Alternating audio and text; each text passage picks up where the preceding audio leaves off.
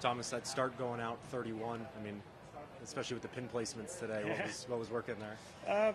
Yeah, I mean, I've said it multiple times already. Getting off to such a good start was kind of the dream today. I felt a bit nervous on the first, and I hit that 9 iron onto 2-3 feet on the first hole.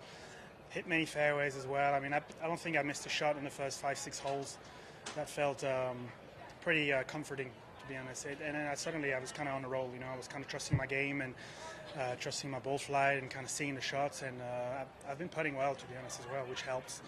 But definitely pretty happy with the way I handled it the whole day, to be honest. I mean, either way, it was going to be a sizable lead going into Sunday. But yeah, I mean, I haven't even looked at the scoreboard, to be honest. But yeah, I mean, the putt on 18, I kind of drifted right. It wasn't a bad drive on 18, but just kind of leaked right a little bit, and I had a horrible shot with the upslope. It was sitting down a little bit, so I was just trying not to make 6, really.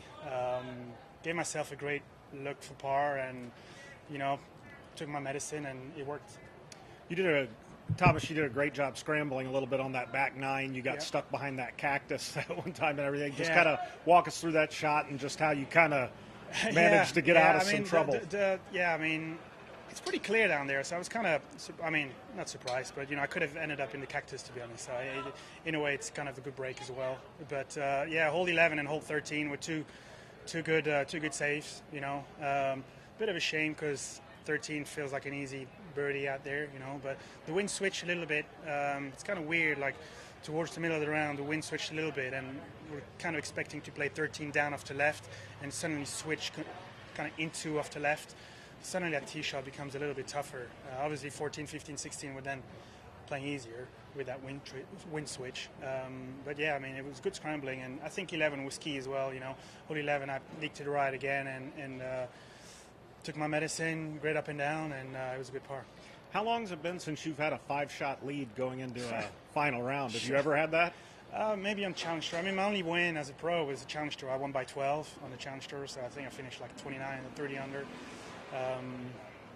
I can't remember what was my lead after Saturday, but probably something like that, yeah. On some courses, you can protect the lead, but this seems to be like one where you'll have to keep your foot down a little bit. Is that the mentality?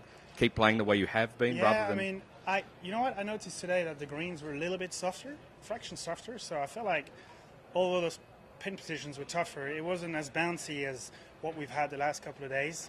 I actually was surprised a few times, really thinking, this is going to bounce over the green or bounce right at the flag, and I ended up like 15 feet shorter of where I thought my ball was going to end up being. But yeah, I mean, there's birdies out there, especially like I did today and like I did the last couple of days. If you manage the front nine pretty well, there's plenty of opportunities on the back nine. They're all birdieable, 13, 15, 16, 17, and 18, again, with a good drive. So definitely some good chances out there. I'm going to take you back a long way, 6 years or so. Last time you faced a somewhat massive hostile crowd as you were trying to close something out, that was at the World Cup in Australia when the Australians were charging, but you played very well. I know it's a long time ago, but can you take that out there tomorrow? Yeah, definitely. I mean, I remember, I think we ended up winning by 2 or 3. We birdied the last, so we won by 3, I think. But I still remember sitting on that 18 tee at Metropolitan and hitting one of the best drives of the whole week. I was kind of under pressure as well with OB left and deep bunkers right, and so definitely kind of good little boost of good memory. Actually, I kind of forgot about that, but definitely didn't forget about that shot. But yeah, that was a great week with Thomas Pieters, and yeah, that was probably the last time I was heading into Sunday with such a big lead. Knowing what is possible tomorrow, what is the key for you to stay steady mentally and kind of not think about that moment almost? Yeah.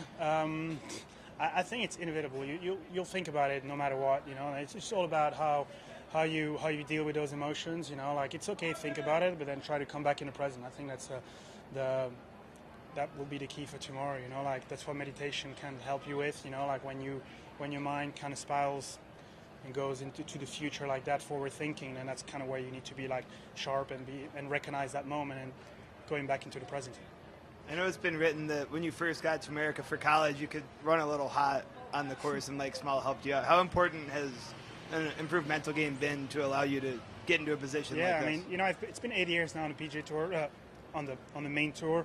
I played on the DP World before, and this is my 3rd year on the PGA Tour. So I feel like the experience that I've acquired has been It's been great, to be honest. You know, I feel like I still get a little bit lightheaded sometimes, hot-headed, sorry, sometimes, especially when I'm tired and physically tired and mentally tired after a couple of weeks. But I'm sharp now, you know, I'm better with my scheduling as well, so I'm able to come to weeks better prepared and mentally fresher and physically fresher as well. So I think that kind of helps me as well. What do you love most about golf, about this game? It's just everything, you know. It's kind of an all-around game, you know. It teaches you everything in life, you know. It teaches you how to deal with emotions, pressure, if someone is a cheater, if someone is not a cheater, just everything, you know. So it's a nice way of learning how to deal with life, I think.